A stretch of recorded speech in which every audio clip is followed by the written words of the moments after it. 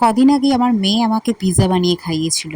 আর ঠিক তারপরে এই ৩ দিন ধরে মেয়ের প্রচণ্ড জ্বর। তো আজকে আমি একটু সুস্থ, তো আমাকে বলল পিৎজা বানিয়ে দিতে। তো পিৎজা আমি বাইরে থেকে অর্ডার করতেই পারতাম, কিন্তু যেহেতু ওর শরীরটা খারাপ আমি চাইছিলাম না যে বাইরে থেকে অর্ডার করে খাওয়াই।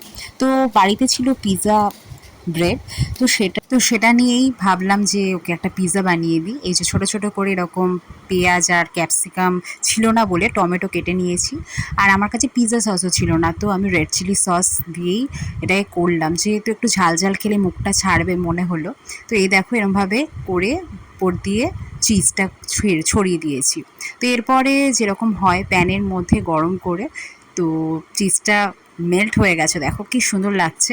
তো আমার কাছে অরিগানো আর চিলি ফ্লেক্স যেহেতু ছিল না, ম্যাগির মশলা দিয়েই কাজ চালিয়ে দিয়েছি। যাই হোক, তো এই যে আমার রেডি, চলো দেওয়া যাক, দেখি খেয়ে কেমন বলে মেয়ে।